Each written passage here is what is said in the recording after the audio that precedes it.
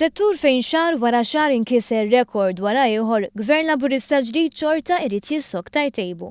Dan hu s-settur tat-turiżmu u fid-dsatax-il tal-kampanja elettorali l-Partit Laburista ikkommetta ruħu li jattira lejn pajjiżna numru dejjem akbar ta' turisti matul is-sena kollha. Ir-riżultati li ksibna f'dawn l-4 snin huma riżultati li juru li kapaċi nikkopjaw u kif qal sewwa ħafna l-Ministru, waħda mis-suċċessi importanti ma kienx in-numri li żdiedu imma li rnexxielna nifirxu matul is-sena.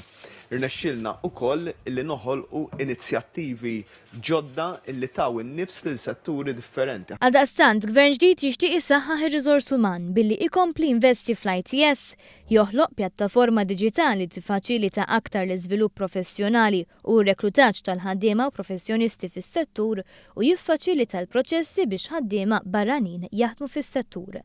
Minnaħa l-oħra Gvern ġdid jixtieq joffri inċentivi fiskali għal min jitħajjar jiżviluppa akkomodazzjoni u attrazzjonijiet turistiċi f'postijiet u żoni li tradizzjonalment mhumiex meqjusa turistiċi. Il-Ministru għat-Turiżmu Edward Zamitlu isfisser kif se jitħejja wkoll pjan ta' riġenerazzjoni f'dawn iż-żoni li jkun fihom potenzjal.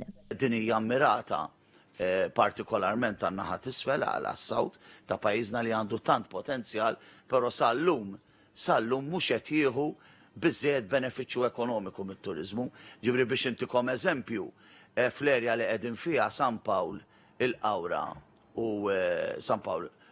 Buġibba għandek xi 32% mit-turiżmu kollu li jiġi f'pajjiżna. Ġifri it-turiżmu huwa għadu konċentrat f'żoni partikolari. L-idea hi illi iwessaw. Għaż-żoni ġa stabiliti bħala turistiċi, il-Gvern irid jissokta jsebbaħhom u jabgridja l-infrastruttura.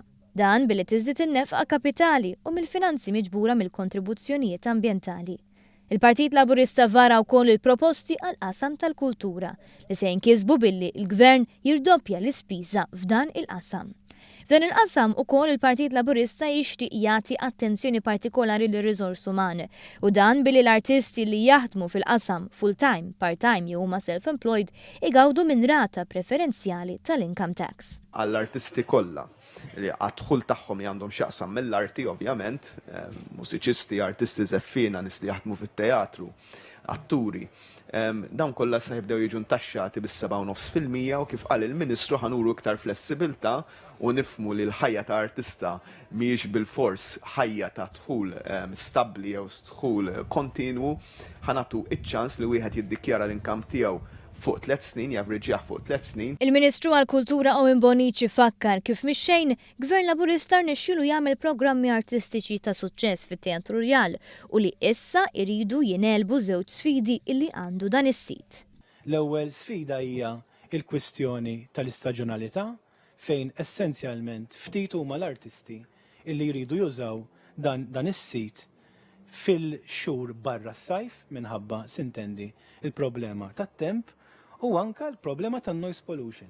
Għaldaqstant, Gvern ġdid jixtieq jevalwa l-possibilità u l-fattibilità ta' proġett tal-saqaf ġdid konvertibbli għat-Teatru Rjal, b'attenzjoni partikolari għandha tingħata l-estetika tal-ambjent.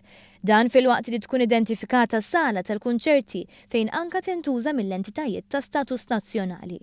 U biex il-kultura tersa iktar viċin il-komunità, Gvern ġdid jixtieq li jitnieda programm biex kull sena lokalità tkun dikjarata bħala il-belt jew lokalità kulturali tas-sena u jkunu dedikati fondi speċifikament biex il-kunsilli lokali jippromovu l-wirt kulturali tal-lokalità tagħhom, kif għamlet il-Belt Valletta fil-V18.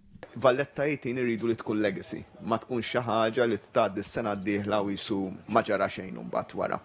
U allura l-infrastruttura rridu nibnu u l-qafas li rridu nibnu rridu naraw li dak li ħanġibu permezz tal-V18 il-capability u l-capacity anka intellectual u human capacity li nibnu permezz tal-Valletta 18 ma jintilifx fl-2019.